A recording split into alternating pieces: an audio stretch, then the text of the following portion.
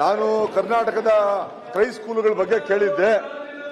ನೀವು ಕ್ರೈ ಸ್ಕೂಲಲ್ಲಿ ಎಷ್ಟು ಜನ ವಿದ್ಯಾರ್ಥಿಗಳು ಸಾವನ್ನಪ್ಪಿದ್ದಾರೆ, ಆಕಸ್ಮಿಕವಾಗಿ ಎಷ್ಟಾಗಿದ್ದಾರೆ, ಆರೋಗ್ಯದ ಕಾರಣಕ್ಕೆ ಎಷ್ಟು ಜನ ಆಗಿದ್ದಾರೆ ಅಂತ ಇವ್ರು ಹೇಳಿದ್ದಾರೆ. 17 ಜನ ಒಟ್ಟು ಪ್ರಕರಣಗಳು ನಮಗೆ ದಾಖಲಾಗಿದ್ದಾವೆ, ಇಷ್ಟು ಜನ ಸತ್ತಿದ್ದಾರೆ ಅಂತ ಅಂದ್ಬಿಟ್ಟು ಇವರು ಆತ್ಮಹತ್ಯೆ ಮಾಡ್ಕೊಂಡಿರೋಷ್ಟು, ಆಕಸ್ಮಿಕ ಪ್ರಕರಣಗಳೆಷ್ಟು ಮತ್ತೆ ವೈದ್ಯಕೀಯ ಪ್ರಕರಣಗಳೆಷ್ಟು ಅಂತ ಕೊಟ್ಟಿದ್ದಾರೆ. ಸಭಾಪತಿಗಳೇ, 17 ಜನ ಮಕ್ಕಳ ಸಾವಿದೆಯಲ್ಲ ಅದೇನು it is not A small number. ಯಾಕಂದ್ರೆ ಇವತ್ತು ಹಾಸ್ಟೆಲ್ಗಳಿಗೆ ಮಕ್ಕಳನ್ನ, ನಾವೆಲ್ಲ ಹಾಸ್ಟೆಲ್ಗಳೆಲ್ಲ ಓದಿರೋದು, ಮಕ್ಕಳನ್ನ ಕಳಿಸ್ತಾರೆ ಅಂತಂದ್ರೆ ಅಲ್ಲಿರೋ ಶಿಕ್ಷಕರನ್ನ ನಂಬಿ, ಅಲ್ಲಿನ ವಾತಾವರಣ ನಂಬಿ, ಅಲ್ಲಿನ ವಾರ್ಡನ್ಗಳನ್ನ ನಂಬಿ ನಾವು ಕಳಿಸ್ತೀವಿ. ಅದರಲ್ಲಿ 17 ಜನ ಸತ್ತಿರೋದು ಬಹಳ ದುರದೃಷ್ಟಕರ. ಅದೇ ತರ ಇನ್ನೊಂದು ಪ್ರಶ್ನೆ ಕೇಳಿದ್ದೆ ನಾನು, ಕ್ರೈಸ್ ಅಲ್ಲಿ ಎಷ್ಟು ಜನ ಬೋಧಕೇತರು, ಟೀಚಿಂಗ್ ಫ್ಯಾಕಲ್ಟಿ ಎಷ್ಟಿದ್ದಾರೆ, ಬೋಧಕೇತರು ಎಷ್ಟು ಜನ ಇದ್ದಾರೆ ಅಂತ. ಅದರಲ್ಲಿ ಸುಮಾರು 5742 ಪೋಸ್ಟ್ಗಳು ಖಾಲಿ ಇದಾವೆ ಸಭಾಪತಿಗಳೇ. ಟೀಚರ್ಸ್ ಪೋಸ್ಟ್ 4326 ಪೋಸ್ಟ್ಗಳು ಖಾಲಿ ಇದ್ರೆ ಯಾವ ತರದ ಶಿಕ್ಷಣದ ವ್ಯವಸ್ಥೆ ಇದೆ? ಇವತ್ತು ಇಷ್ಟೊಂದು ಟೀಚರ್ಸ್ ಇವರು ರಿಕ್ರೂಟ್ಮೆಂಟ್ ಮಾಡಬೇಕಾಗಿತ್ತು. ಆಮೇಲೆ ಅಲ್ಲಿ ಯಾರು ಫ್ಯಾಕಲ್ಟಿ ತಗೊಂಡಿದ್ದಾರೆ, ಗೆಸ್ಟ್ ಫ್ಯಾಕಲ್ಟಿ ಕ್ವಾಲಿಫೈಡ್ ಅವ್ರನ್ನ ತಗೊಳ್ತಾ ಇಲ್ಲ. ಹಂಗಾಗಿ ಇದನ್ನ ಅತಿ ಬೇಗನೆ ಇದನ್ನ ಜರೂರಾಗಿ ತುಂಬಬೇಕಾಗಿದೆ. ಆಮೇಲೆ ಕೆಲವು ಪ್ರಶ್ನೆಗಳು ನಾನು ಅದಕ್ಕೆ ಆಹಾರಕ್ಕೆ ಸಂಬಂಧಪಟ್ಟಿದ್ದು ಕೇಳಿದೆ ಸಭಾಪತಿಗಳೇ. ಅದರಲ್ಲಿ ಹೇಳಿದ್ದಾರೆ 31 ಪ್ರಕರಣಗಳಾಗಿದ್ದಾವೆ, ನಾವು ಒಂದಷ್ಟು ಜನಕ್ಕೆ ವಾರ್ನ್ ಮಾಡಿದ್ದೀವಿ, ಮೌಖಿಕವಾಗಿ ಎಚ್ಚರಿಕೆ ಕೊಟ್ಟಿದ್ದೀವಿ ಅಂತ. ಸಭಾಪತಿಗಳೇ, ಇಲ್ಲಿ ನಡೆದಿರುವಂತ ಹಗರಣ ನೋಡ್ಬಿಟ್ರೆ ಕ್ರೈ ಸ್ಕೂಲ್ ಸ್ಟಾರ್ಟ್ ಆದಾಗಿಂದ ಎಲ್ಲಾ ಸರ್ಕಾರದಲ್ಲೂ ಇದರಲ್ಲಿ ತಪ್ಪಾಗ್ತಾ ಇದೆ.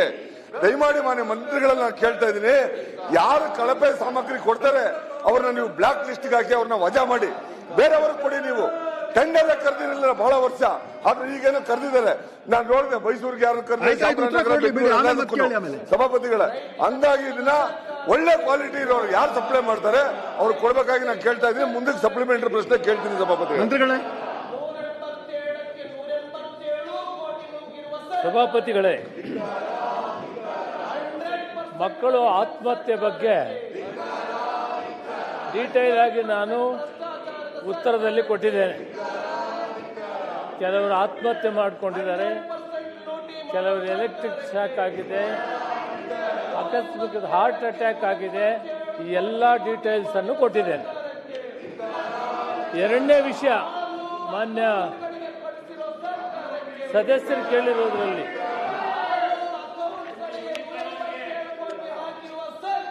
ಕ್ರೈಸ್ಟ್ ಸಂಸ್ಥೆಯಲ್ಲಿ ಬೋಧಕರ ವಿಷಯ 9756 ಬೋಧಕರ ಹುದ್ದೆಗಳು ಮಂಜೂರಾಗಿದ್ದು 8092, ಈ ಪೈಕಿ 5430 ಹುದ್ದೆಗಳು ಭರ್ತಿಯಾಗಿದೆ.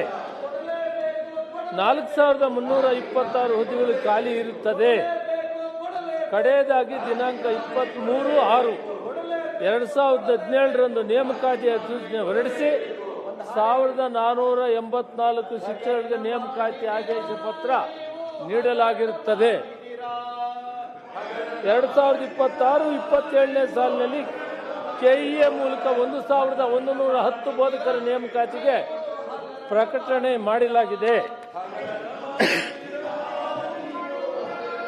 ಪ್ರಸ್ತುತ 5141 ಕಾಯಂ ಶಿಕ್ಷಕರು ಹಾಗೂ 289 ಕಾಯಂ ಉಪನ್ಯಾಸಕರು, ಒಟ್ಟು 5430 ಬೋಧಕ ಸಿಬ್ಬಂದಿ ಕಾರ್ಯನಿರ್ವಹಿಸುತ್ತಿರುತ್ತಾರೆ. 3201 ಶಿಕ್ಷಕರು, ಅತಿಥಿ ಉಪನ್ಯಾಸಕರು ಹಾಗೂ 480 ಹೊರಸಂಪನ್ಮೂಲ ಶಿಕ್ಷಕರು ಕಾರ್ಯನಿರ್ವಹಿಸುತ್ತಿದ್ದಾರೆ. ಒಟ್ಟು 3681 ಚಿತ್ರಕಲಾ ಹಾಗೂ ಸಂಗೀತ ಶಿಕ್ಷಕರನ್ನು ಹೊರತುಪಡಿಸಿ ರಾಜ್ಯದ ವಸತಿ ಶಿಕ್ಷಣ ಸಂಸ್ಥೆಗಳ ಸಂಘ ವ್ಯಾಪ್ತಿಯ ವಸತಿ ಶಾಲೆಗಳ ವಿದ್ಯಾರ್ಥಿಗಳ ಈ ಒಂದು ಕಾರ್ಯಕ್ರಮದಲ್ಲಿ ನಾನು ಸದನಕ್ಕೆ ತಿಳಿಸಕ್ಕೆ ಇಷ್ಟಪಡ್ತೀನಿ. ಕ್ರೈಸ್ಟ್ ಸಂಸ್ಥೆಯ ವಿದ್ಯಾಸಂಸ್ಥೆಗಳು ಸರ್ಕಾರಿ ಶಾಲೆಗಳಿಗಿಂತ ಅತ್ಯುನ್ನತವಾದಂಥ ಮಾರ್ಕ್ಸ್ ತೆಗೆದುಕೊಂಡಿದ್ದಾರೆ. 100ಕ್ಕೆ 94ರಿಂದ 99% ತಗೊಂಡು ಗುಣಮಟ್ಟದ ವಿದ್ಯಾಭ್ಯಾಸವನ್ನ ಕೊಟ್ಟಿದ್ದೀವಿ. ಕೆಲವು ಹುದ್ದೆಗಳಿನ್ನೂ ಬಾಕಿ ಇದೆ, ಅದಕ್ಕೆ ಕೆಇಎ ಮುಖಾಂತರ ಆಗಲಿ ಬೇರೆ ಯಾವುದೋ ರೂಪದಲ್ಲಿ ಕರೆದು ಅದನ್ನು ಪೂರ್ತಿ ಮಾಡ್ತೀವಿ ಅಂತ ಈ ಸಂದರ್ಭದಲ್ಲಿ ನಾನು ಸದಸ್ಯರಿಗೆ ತಿಳಿಸ್ತೇನೆ. ಮತ್ತೇನಿದ್ರೆ ಮಾನ್ಯ ಸಭಾಪತಿಗಳೇ, ಇಲ್ಲಿ ಹೇಳ್ತಾರೆ ಲೋಕಾಯುಕ್ತ ಅವರೇ ಸ್ವಯಂ ಪ್ರೇರಿತ ಕೆಲವು ಪ್ರಕರಣಗಳನ್ನ ಮಾಡ್ಕೊಂಡಿದ್ದಾರೆ, ಅದನ್ನ ನಾವು ಅಡ್ರೆಸ್ ಮಾಡ್ತಾ ಇದೀವಿ ಅಂತ. ನಾನು ಹೇಳೋದೇನಂತಂದ್ರೆ ಮಾನ್ಯ ಮಂತ್ರಿಗಳಿಗೆ ದಯಮಾಡಿ ನೀವು ಹಾಸ್ಟೆಲ್ಗಳಿಗೆ ಒಂಬಟ್ಸ್ಮನ್ ನೀವು ನೇಮಕ ಮಾಡಿ. ಸಮಾಜ ಕಲ್ಯಾಣ ಇಲಾಖೆಗೆ ಕ್ರೈಸ್ ಹಾಸ್ಟೆಲ್ಗಳಿಗೆ ಒಂಬಟ್ಸ್ಮನ್ ಇರಬೇಕು. ಅವರು ಕಂಪ್ಲೇಂಟ್ ತಗೊಂಡು ಅವರು ವಿಚಾರಣೆ ಮಾಡುವಂತ ಅಧಿಕಾರನ ಕೊಡ್ಬೇಕು ನೀವು. ಯಾಕಂತಂದ್ರೆ ಎಲ್ಲಾ ವಾರ್ಡನ್ಗಳಿಗೆ ಇಲ್ಲ ಅಧಿಕಾರಿಗಳಿಗೆ ಇಷ್ಟೊಂದು ಶಾಲೆಗಳನ್ನ ನಿಭಾಯಿಸಕ್ಕಾಗಲ್ಲ. ಹಂಗಾಗಿ ಒಂದು ಒಂಬಟ್ಸ್ಮನ್ ಮಾಡಿ ಅವ್ರಿಗೆ ಅಧಿಕಾರ ಕೊಡಿ ನೀವು. ಹಂಗಾಗಿ ಆಮೇಲೆ ಮತ್ತೆ KPSCಯಲ್ಲಿ ಏನು ಬಾಕಿ ಇದಾವೆ ಇನ್ನ 2486 ಪೋಸ್ಟ್ ಕೊಡಬೇಕಾಗಿತ್ತು. KPSC ಅವ್ರ ಹತ್ರ ಮಾತಾಡಿ ಆದಷ್ಟು ಬೇಗನೆ ಇವ್ರನ್ನೆಲ್ಲರೂ ರಿಪೋರ್ಟ್ ಮಾಡ್ಕೊಂಡ ಕೊಡಿ. ಮಾನ್ಯ ಸಭಾಪತಿಗಳೇ, ಮಂತ್ರಿಗಳಲ್ಲಿ ಒಂದು ರಿಕ್ವೆಸ್ಟ್, ನೀವು ಸಭಾಪತಿಗಳೇ ಮಂತ್ರಿಗಳಲ್ಲಿ ಒಂದು ರಿಕ್ವೆಸ್ಟ್, ನಿಮ್ಮಲ್ಲಿ ತಾತ್ಕಾಲಿಕವಾಗಿ ಮ್ಯೂಸಿಕ್ ಟೀಚರು, ಡ್ಯಾನ್ಸ್ ಟೀಚರು, ಮತ್ತೆ ಸ್ಪೋರ್ಟ್ಸ್ ಕೋಚಿಂಗು ಇದಕ್ಕೆಲ್ಲ ತಗೊಂಡಿದ್ದೀರಿ. 1,70,000 50,000 ರೂಪಾಯಿ ನೀವು ಯಾಕೆ ಕೊಡ್ತಾ ಇದೀರಿ? ಸಾಯಲ್ಲೇ ಅಷ್ಟೊಂದು ಕೊಡ್ತಾ ಇಲ್ಲ. ಸ್ಪೋರ್ಟ್ಸ್ ಅಥಾರಿಟಿ ಆಫ್ ಇಂಡಿಯಾ ಎಲ್ಲ ಅಷ್ಟು ಕೊಡ್ತಾ ಇಲ್ಲ. ನೀವು ಅಂತದಕ್ಕೆಲ್ಲ ದಯಮಾಡಿ ದುಡ್ಡನ್ನ ಖರ್ಚು ಮಾಡದೆ ಶಿಕ್ಷಣಕ್ಕೆ, ಅವರ ಆರೋಗ್ಯಕ್ಕೆ ನೀವು ವರ್ಮ್ ಟ್ಯಾಬ್ಲೆಟ್ ಕೊಡಬೇಕು. 6 ತಿಂಗಳಿಗೆ ಒಂದ್ಸಾರಿ ಮಕ್ಕಳಿಗೆ ವರ್ಮ್ ಟ್ಯಾಬ್ಲೆಟ್ ಕೊಡಿ. ಅವ್ರ ಆರೋಗ್ಯ ತಪಾಸಣೆ ಮಾಡಿಸಿ, ಬ್ಲಡ್ ಗ್ರೂಪ್ ಬಗ್ಗೆ ಅವ್ರ ಕಾರ್ಡಲ್ಲಿ ಇರಬೇಕು.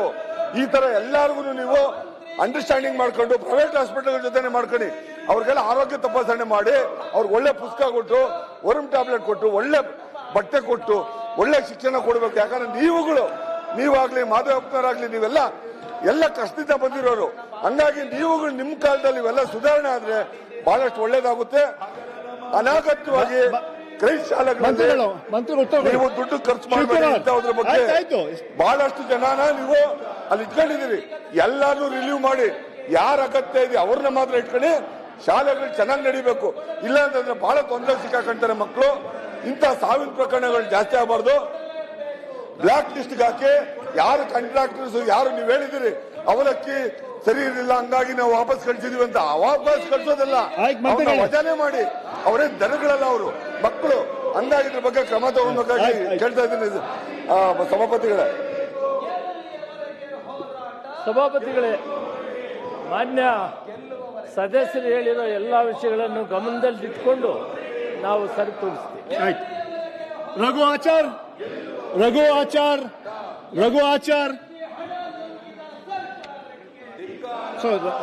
ಆರ್ ಕ್ಷಮಿಸಬೇಕು. ರಘು ಆಚಾರ್ ಅಂತ ರಘು ಆರ್. ನಮೋಶಿ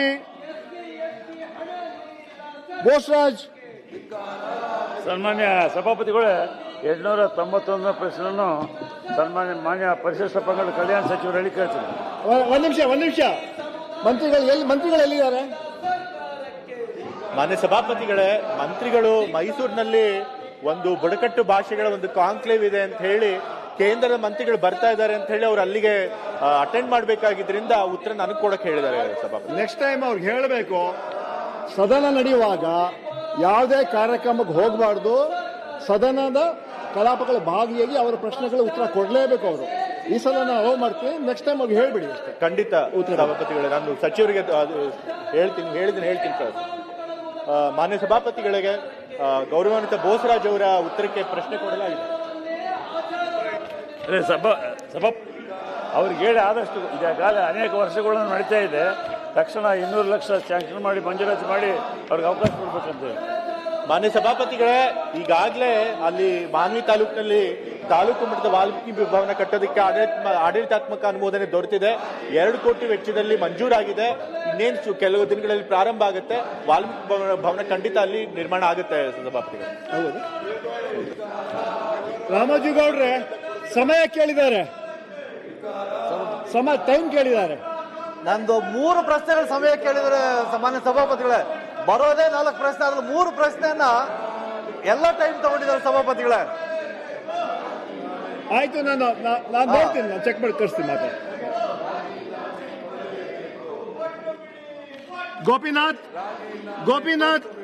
ಗೋಪಿನಾಥ್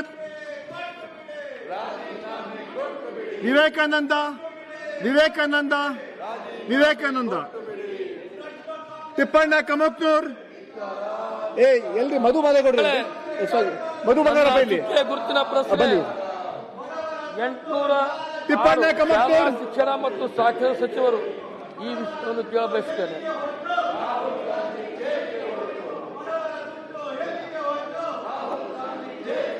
ಅಧ್ಯಕ್ಷ ಉತ್ತರವನ್ನು ಒದಗಿಸಲಾಗಿದೆ. ಮಾನ್ಯ ಸಭಾಪತಿಗಳೇ, ಉತ್ತರವನ್ನು ಕೊಟ್ಟಿದ್ದಾರೆ. ನಾನು ಕೇಳಿದ್ದು ಕಲಬುರಗಿ ಜಿಲ್ಲೆ ಆಳಂದ ತಾಲೂಕಿನ ಸಂಗೋಳಿ ಗ್ರಾಮದ ಸರ್ಕಾರಿ ಹಿರಿಯ ಪ್ರಾಥಮಿಕ ಶಾಲೆಯ ಕಟ್ಟಡ ತಾರಸಿಯ ಗಾರೆ ಕುಸಿದು ಬಿದ್ದಿರುವ ಸರ್ಕಾರದ ಗಮನಕ್ಕೆ ಬಂದಿದೆ. ಭಾನುವಾರ ರಜೆ ಇದ್ದುದರಿಂದ ಅನಾಹುತ ತಪ್ಪಿರು ನಿಜವೇ ಅಂತ ಕೇಳಿದ್ದೇನೆ. ತಾವು ಇದು ನಿಜವಂತ ಹೇಳಿದ್ದೀರಿ ನಿಮ್ಮ ಉತ್ತರದಲ್ಲಿ. ಈಗ ರವಿವಾರ ಇತ್ತು ಸರ್, ಅವತ್ತು ರವಿವಾರ ಇತ್ತು. ಒಂದು ವೇಳೆ ವರ್ಕಿಂಗ್ ಡೇ ಇತ್ತು ಅಂದ್ರೆ ಅಲ್ಲಿದ್ದಂತೆಲ್ಲ 106 ಮಕ್ಕಳು ಸತ್ತು ಹೋಗ್ತೀವಲ್ಲ ಸರ್. ಅದಕ್ಕೆ ಈ ಪ್ರಕರಣ ಹಿಂಗಾಗಿದ್ದು ಹೌದು, ನಾನು ನಮ್ಮ ನಾಲೆಜ್ ಬಂದಿದೆ ಅಂತ ಹೇಳಿ ಅದಕ್ಕೆ ಏನು ಕ್ರಮ ಕೈಗೊಂಡಿದ್ದಮ್ಮ ನನಗೆ ಹೇಳಿಲ್ಲ, ಇದರ ಏನು ಹೇಳಿಲ್ಲ. ತಾವು ಕೇವಲ ಉತ್ತರದಲ್ಲಿ ಹೌದು ಅಂತ ಹೇಳಿದ್ದೀರಿ. ಆಮೇಲೆ ಕಲಬುರಗಿ ನಗರದ ಸರ್ಕಾರಿ ಮಹಿಳಾ PU ಕಾಲೇಜಿನ ಕಟ್ಟಡವನ್ನು 2015-16ರಲ್ಲಿ ನಿರ್ಮಿತಿ ಕೇಂದ್ರದಿಂದ ನಿರ್ಮಿಸಲಾಗಿದ್ದರೂ ಕೇವಲ 8-9 ವರ್ಷಗಳಲ್ಲಿ ಛಾವಣಿ ಕುಸಿದು ಬಿದ್ದಿದೆ. ಕಳಪೆ ಕಾಮಗಾರಿ ನಡೆಸಿದ ವ್ಯಕ್ತಿಗಳ ಮೇಲೆ ತಾವು ಏನು ಕ್ರಮ ಕೈಗೊಂಡಿದ್ದೀರಿ? ಹಿಂದಕ್ಕಿನ ಕಾಲಕ್ಕೆ ಒಂದು ಕಟ್ಟಡ ಕಟ್ಟಿದ್ರೆ 106 ವರ್ಷಗಳ ಕಾಲ ಇರ್ತಿತ್ತು, 50-60 ವರ್ಷಗಳ ಕಾಲ ಇರ್ತಿತ್ತು. ಕೇವಲ 8-9 ತಿಂಗಳಲ್ಲಿ ಈ ಮೇಲ್ಛಾವಣಿ ಬಿದ್ದಿದ್ದರಿಂದ ಆ ನಿರ್ಮಿತ ಕೇಂದ್ರದವರ ಮೇಲೆ ತಾವು ಏನು ಕ್ರಮ ಕೈಗೊಂಡಿದ್ದೀರಿ? ಅವರಿಗೇನು ಬ್ಲ್ಯಾಕ್ ಲಿಸ್ಟ್ ಸೇರಿಸಿದ್ರೆ ಅಥವಾ ಅವ್ರ ಮೇಲೆ ತನಿಖೆ ಶುರು ಮಾಡಿದ್ರೆ ಅದನ್ನು ತಾವು ಹೇಳಲಿಲ್ಲ ತಮ್ಮ ಉತ್ತರದಲ್ಲಿ. ಮತ್ತು ಮಹಿಳಾ PU ಕಾಲೇಜಿನ ಮೇಲ್ಛಾವಣಿಯನ್ನು ನಿರ್ಮಿತ ಕೇಂದ್ರದವರು ತಾತ್ಕಾಲಿಕವಾಗಿ ಸರಿಪಡಿಸಿದ್ದಾರೆ ಎಂದು ತಿಳಿಸಿದ್ದೀರಿ. ವಿದ್ಯಾರ್ಥಿನಿಯರ ಪ್ರಾಣ ರಕ್ಷಣೆ ವಿಷಯದಲ್ಲಿ ಈ ತಾತ್ಕಾಲಿಕ ದುರಸ್ತಿ ಸುರಕ್ಷಿತವೇ? ಪೂರ್ಣ ಪ್ರಮಾಣದ ಭದ್ರತಾ ತಪಾಸಣೆ ಸ್ಟ್ರಕ್ಚರಲ್ ಆಡಿಟ್ ನಡೆಸಲಾಗಿದೆ ಅಂತ ತಮ್ಮ ಗಮನಕ್ಕೆ ತರಬಯಸುತ್ತೇನೆ. ಉತ್ತರ ಕೊಡ್ಲಿ ಬಿಡಿ. ಸಂಗೋಳಿ ಶಾಲೆಯ 11 ಕೊಠಡಿಗಳಲ್ಲಿ 5 ಕೊಠಡಿಗಳು ಸಂಪೂರ್ಣ ಅಪಾಯಕಾರಿಯಾಗಿದ್ದು ಪ್ರಸ್ತುತ ಮಕ್ಕಳು ಅಭದ್ರತೆಯಲ್ಲಿ ಕಲಿಯುತ್ತಿದ್ದಾರೆ. ಇದಕ್ಕೆ 2026-27 ಸಾಲ ಅವ್ಯವ ಬಜೆಟ್ವರೆಗೆ ಕಾಯುವುದು ಸರಿಯೇ? ಪ್ರಸ್ತುತ ಶೈಕ್ಷಣಿಕ ಸಾಲಿನಲ್ಲಿ ತುರ್ತು ನಿಧಿ ಎಮರ್ಜೆನ್ಸಿ ಫಂಡ್ ಮೂಲಕ ಈ ಶಾಲೆ ದುರಸ್ತಿ ಮಾಡೋದು ತಮ್ಮಿಂದ ಏನು ಆಗ್ತದೆ? ಉತ್ತರ ಕೊಡ್ಲಿ, ಆಮೇಲೆ ಮಾತಾಡಿ. ಮಂತ್ರಿಗಳೇ, ಮಾನ್ಯ ಸಭಾಧ್ಯಕ್ಷೆ, ಅವ್ರು ಹೇಳಿರೋದು ನಿಜನೇ. ಏನು ಅಂದರೆ ಅವರು ಅಕೌಂಟಬಿಲಿಟಿ ಕೇಳ್ತಾ ಇದ್ದಾರೆ. ನಾವು ಏನೇನು ಯಾವಾಗ KKRDBಯಲ್ಲಿ ಖರ್ಚಾಗಿತ್ತು, ಯಾವಾಗ ಏನು ಅಂತ ಹೇಳಿದ್ದಾರೆ. ಅಕೌಂಟಬಿಲಿಟಿಗೆ ನಾನು ಅದನ್ನು ಆದಷ್ಟು ಬೇಗ ನಾನು ಹೇಳ್ತೀನಿ, ಇವತ್ತೇ ಹೇಳ್ತೀನಿ. ನಾನು ಅಕೌಂಟಬಿಲಿಟಿಗೆ ಏನಾಗ್ತದೆ, ಬೇರೆಯವರು ಕಟ್ಟಿಕೊಡ್ತಾರೆ ನಮಗೆ. ಕಟ್ಟಿಕೊಟ್ಟ ಮೇಲೆ ಈಗ PWD ಅವರು ಏಜೆನ್ಸಿಯವರು ಇಲ್ಲ ಇದು ಕ್ವಾಲಿಫೈಡ್ ಆಕ್ಯುಪೆನ್ಸಿ ಕ್ವಾಲಿಫೈಡ್ ಅಂತ. ಬಟ್ ನೀವೇನು ಕೇಳಿದ್ದೀರಾ ಅದನ್ನು ಯಾರು ಕನ್ಸ್ಟ್ರಕ್ಟ್ ಮಾಡಿದ್ದಾರೆ, ಎಷ್ಟು ವರ್ಷ ಅದು ಬಾಳಿಕೆ ಬರಬೇಕಂತ ಅವರಿಂದ ಏನಾದ್ರು ತಪ್ಪಾಗಿದೆ ಅಂತ ಹೇಳಿ ಗೊತ್ತಾದರೆ ನಾನು ಇವತ್ತೇ ಅದನ್ನು ಡೈರೆಕ್ಷನ್ ಕೊಡ್ತೀನಿ. PWDನ ಯಾರು ಅದನ್ನ ಹ್ಯಾಂಡ್ ಓವರ್ ಮಾಡಿದ್ದಾರೆ, ಅವ್ರು ಯಾರು ಕಾಂಟ್ರಾಕ್ಟ್ ಇದ್ದಾರೋ ಅವ್ರ ಮೇಲೆ ನಿರ್ದಾಕ್ಷಿಣ್ಯವಾಗಿ ಕ್ರಮ ತಗೊಳ್ಳೋದು ಒಂದು ಭಾಗ. ಇನ್ನೊಂದು ವಿಚಾರವನ್ನು ನಾವು ಇಡೀ ರಾಜ್ಯದಲ್ಲಿ ಇದಾದ ಮೇಲೆ, ಯಾಕೆಂದರೆ ಅದು ನಾನು ಕೂಡ TVಯಲ್ಲಿ ನಾನು ನೋಡಿದ್ದೆ. ನಾನು ಏನಂತ ಹೇಳಿದರೆ, ಬೈ ಚಾನ್ಸ್ ಏನಾದರೂ ಮಕ್ಕಳು ಇರ್ತಕ್ಕಂಥ ಸಂದರ್ಭವಾಗಿದ್ದರೆ ನಿಜವಾಗ್ಲೂ ಅದು ಭಾಳ ದೊಡ್ಡ ದುರಂತ ಆಗೋದು. ಮಾನ್ಯ ಸಭಾಪತಿಗಳೇ, ನಾನು ಆಗಲೇ ಅಧಿಕಾರಿಗಳು ಕೂಡ ಆ ಸಂದರ್ಭದಲ್ಲೇ ನಾನು ಹೇಳಿದ್ದೆ. ಯಾಕೆಂದರೆ ಈ 2 months ಗ್ಯಾಪ್ ಬೇರೆ ಬಂತು. ಆದರೂ ಕೂಡ ನಾನು ಅದನ್ನು ಕೂಡ ಇಲಾಖೆಯವ್ರಿಗೆ ಹೇಳಿದ್ದೀನಿ. ಇಡೀ ರಾಜ್ಯದಲ್ಲಿ ಇರ್ತಕ್ಕಂಥ ಯಾವುದೇ ಶಾಲೆಗಳು ಈ ಥರ ದುಸ್ಥಿತಿಯಲ್ಲಿದ್ದರೆ ಅದನ್ನು ಅಲ್ಲಿರ್ತಕ್ಕಂಥ BO ಅವರಿಗೆ, DDP ಅವರಿಗೆ, ನಮ್ಮ ಅಧಿಕಾರಿಗಳಿಗೆ ಆ್ಯಕ್ಷನ್ ತಗೊಳ್ಳೋದಕ್ಕೆ ಹೇಳಿದ್ದೀನಿ. ಅದೇನಾದರೂ ಸುರಕ್ಷಿತವಾಗಿಲ್ಲ, ಸೇಫ್ಟಿ ಇಲ್ಲ ಅಂದಿದ್ರೆ ಅದನ್ನು ಸೆಕ್ಯೂರಿಟಿ ನೋಡಿಕೊಂಡು ಮಕ್ಕಳನ್ನ ಕ್ಲಾಸ್ ರೂಮಿಗೆ ತಗೊಂಡ್ಬರೋದು.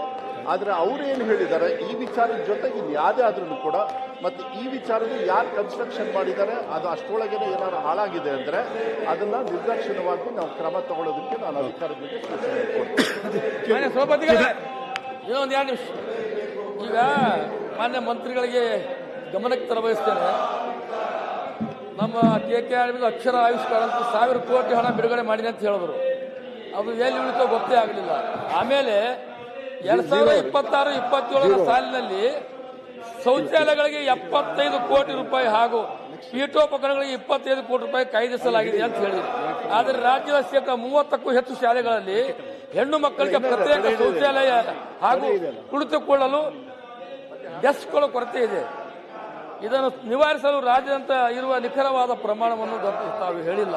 ಅದು ದಯವಿಟ್ಟು ನಂದೇನು ತಮಗೆ ಸಲಹೆ ಅಂದರೆ ಉನ್ನತ ಮಟ್ಟದ ಅಧಿಕಾರಿಗಳನ್ನು ಗುಲ್ಬರ್ಗ ಜಿಲ್ಲೆ ಕಳಿಸಿ ಎಷ್ಟು ಶಾಲೆ ಸುಸ್ಥಿತಿಯಲ್ಲಿವೆ, ಎಷ್ಟು ದುಸ್ಥಿತಿಯಲ್ಲಿವೆ, ಎಷ್ಟು ಛಾವಣಿ ಕುಸಿದಿವೆ, ಯಾವ್ಯಾವ ಕ್ರಮ ಕೈಗೊಳ್ಳಬೇಕಂತ ಒಂದು ಉನ್ನತ ಮಟ್ಟದ ಒಂದು ಸಮಿತಿಯನ್ನು ಕಳಿಸಿ ವರದಿ ತೆಗೆದುಕೊಂಡು ತಾವು ನಿರ್ಧಾರ ತಗೊಂಡು ಅನುಕೂಲ ಆಗ್ತದೆ. ಮಂತ್ರಿಗಳೇ ಹೇಳಿ. Interest of the child. ಸಭಾಧ್ಯಕ್ಷರೇ ಅವ್ರು ಹೇಳೋದು ಕರೆಕ್ಟೇ. ಯಾಕೆಂದ್ರೆ ಎಲ್ಲೆಲ್ಲಿ ಮಕ್ಕಳಿಗೆ ಏನು ಸವಲತ್ತುಗಳು ಸ್ವಲ್ಪ ಕಮ್ಮಿ ಇದ್ದಾವೆ ಅದೊಂದು ಅಸೆಸ್ ಮಾಡಿ ನಮ್ಮ ಇಲ್ಲಿಂದನೇ ಹೆಡ್ ಆಫೀಸ್ನಲ್ಲಿ ಕಳಿಸಿ ಅಂತಿದ್ದಾರೆ. ಅದನ್ನ ಅಧಿಕಾರಿಗಳು ಕೂಡ ಇಲ್ಲಿದ್ದಾರೆ, ಅವ್ರ ಹತ್ರ ಮಾತಾಡಿ ಆದಷ್ಟು ಬೇಗ ಮಾಡ್ತೀವಿ. ನಮ್ಮ ಹತ್ರ ಅದಕ್ಕೆ ನೋಡ್ತಕ್ಕಂಥ ಅದು ಸ್ಟ್ರಕ್ಚರ್ ಕೂಡ ಇದೆ. ನಾನು ಆದಷ್ಟು ಬೇಗ ಚಿದಾನಂದ ಗೌಡ ಎಸ್ ವಿ ಸಂಕನೂರ್